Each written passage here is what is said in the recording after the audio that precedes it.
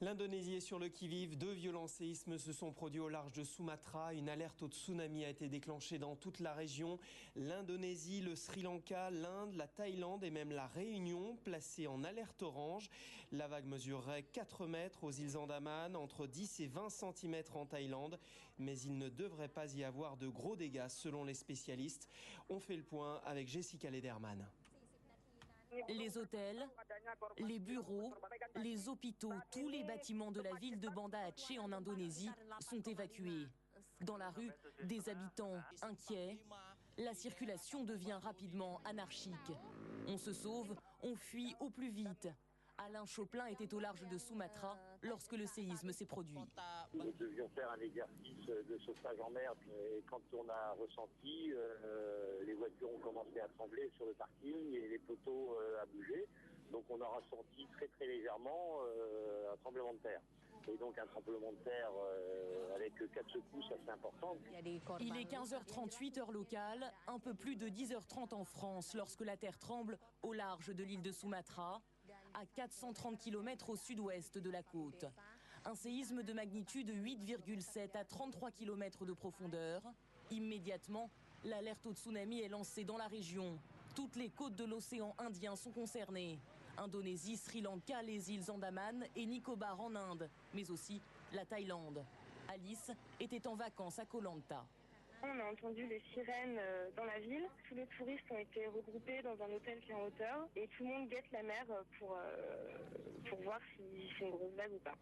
Les vagues devraient toucher le littoral dans les heures qui viennent. Le président indonésien se dit rassuré et exclut pour le moment toute menace de tsunami majeur pour son pays.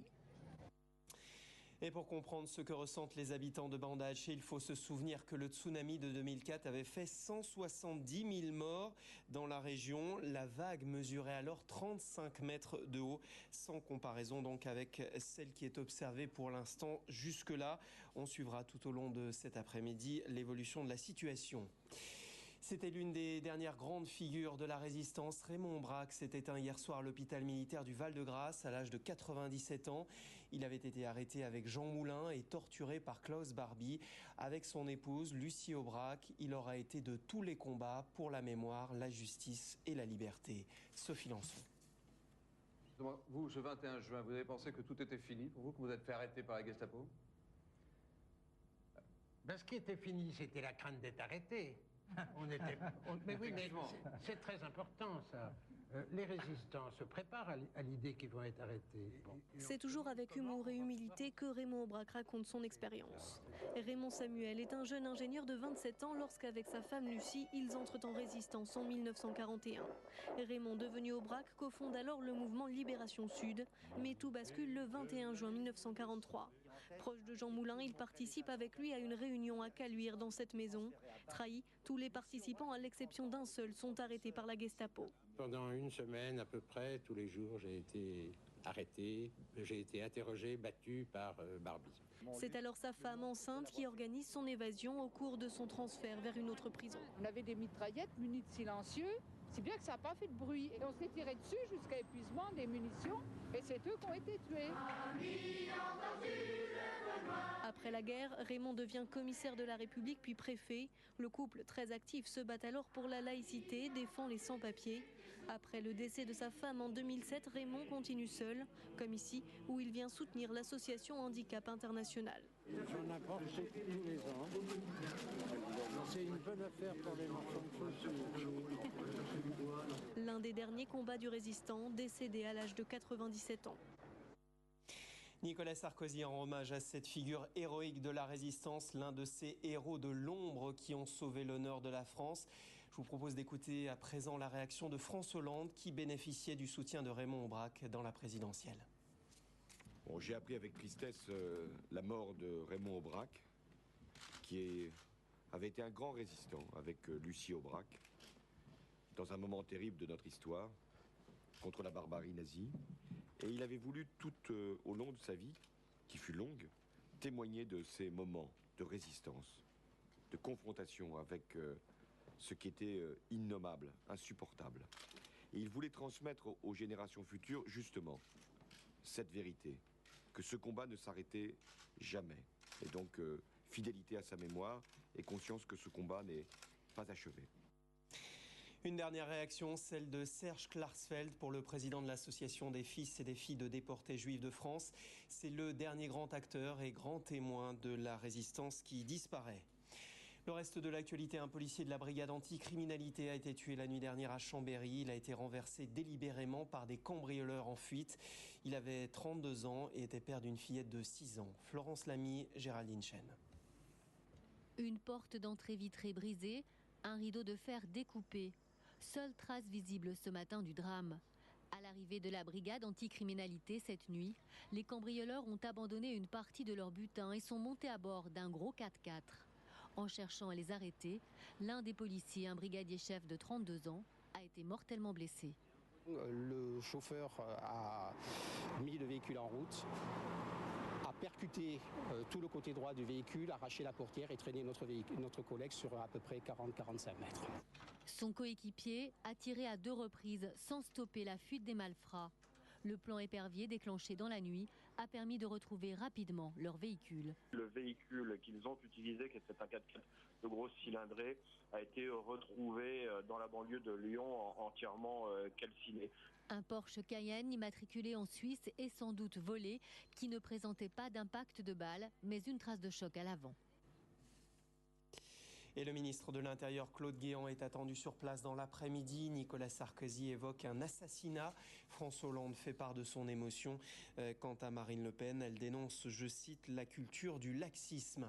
Marine Le Pen en colère contre François Fillon. Hier, le Premier ministre avait prédit de nouvelles spéculations contre l'euro en cas de victoire de la gauche. Écoutez la présidente du FN. Je trouve assez incroyable que le Premier ministre use d'un tel chantage. Les marchés financiers pourraient donc sanctionner le peuple français en fonction de leur choix, mais quel aveu de la part du Premier ministre. C'est une réalité qu'ils ont mis en œuvre, eux. Ils ont laissé le peuple français dans une situation de dépendance par rapport aux marchés financiers.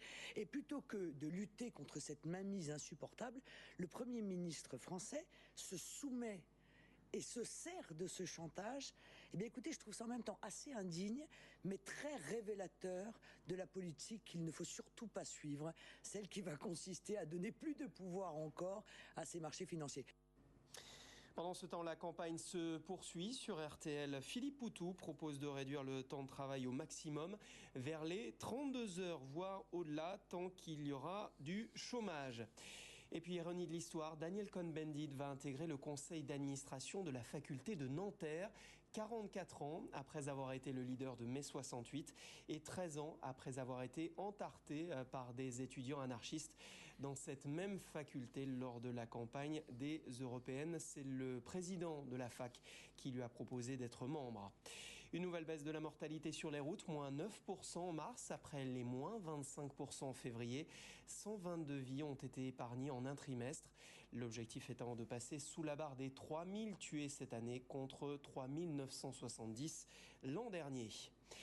La voie libre pour Mitt Romney, sauf coup de théâtre, il affrontera Barack Obama à la présidentielle. Son concurrent le plus sérieux, l'ultra-conservateur Rick Santorum, s'est retiré de la course.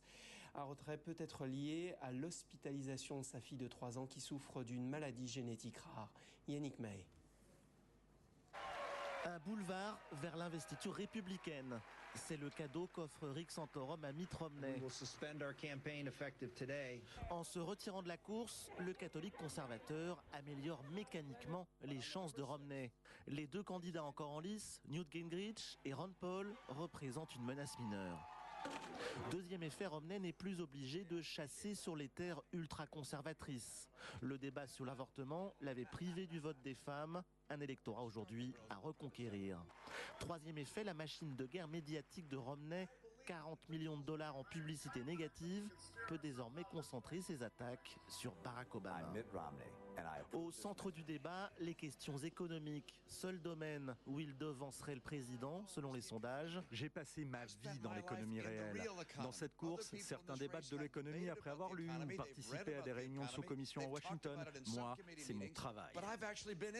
Barack Obama a bien compris la menace. Depuis plusieurs semaines, il occupe le terrain. Produire américain, fiscalité des millionnaires, une réforme qui en creux vise le mania de Salt Lake City.